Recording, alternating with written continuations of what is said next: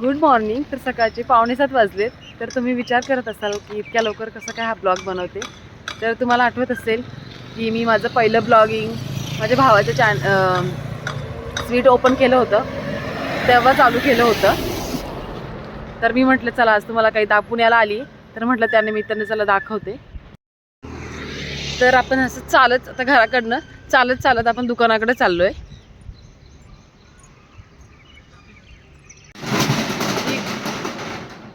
तर ही गुड्डी आहे माझ्या भावाची बायको. तर सकाळी मॉर्निंगला हीच दुकान ओपन करते.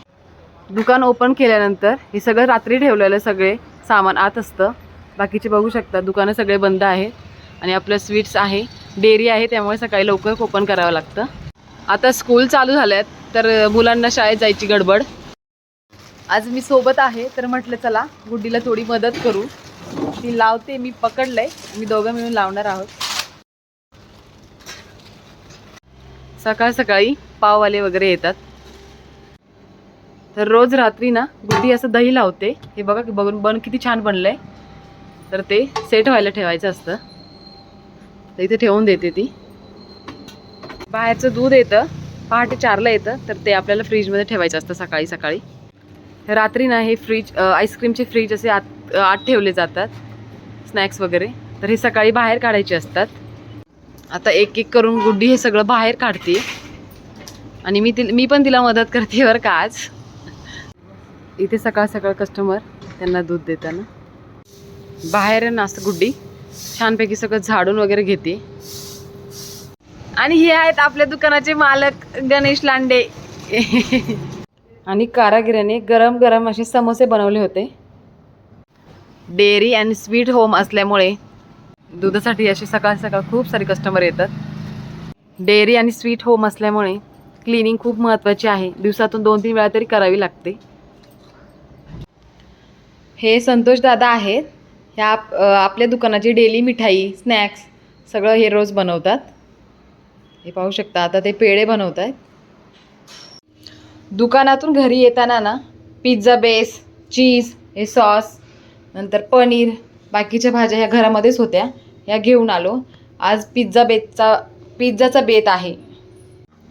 एक बेस घेतला आणि त्याला पिझ्झा आणि पास्त्याचं जे सॉस भेटतो ना तो सॉस लावून घेतला. त्यानंतर त्यामध्ये ना चीज किसून घातलं. पिझ्झा म्हणजे भरपूर सारं चीज.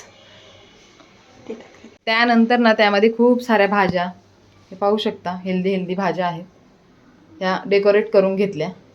चीज आहे ना ग्रेट करून घेतलं बरं का, कारण खूप छान लागतं. जास्त चीज असलं ना पिझ्झामध्ये टेस्ट छान येते. तर हा पिझ्झा बेस आहे.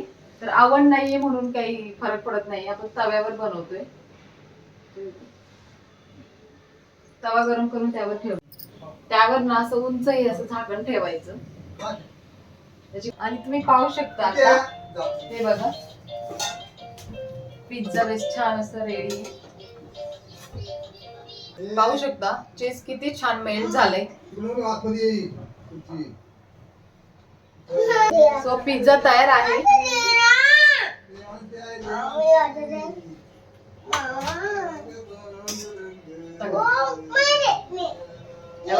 टोमॅटो केचप घातलं.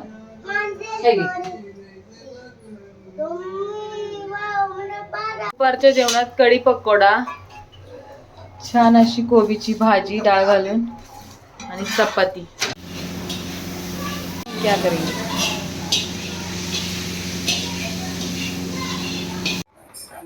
The sugar is sweet.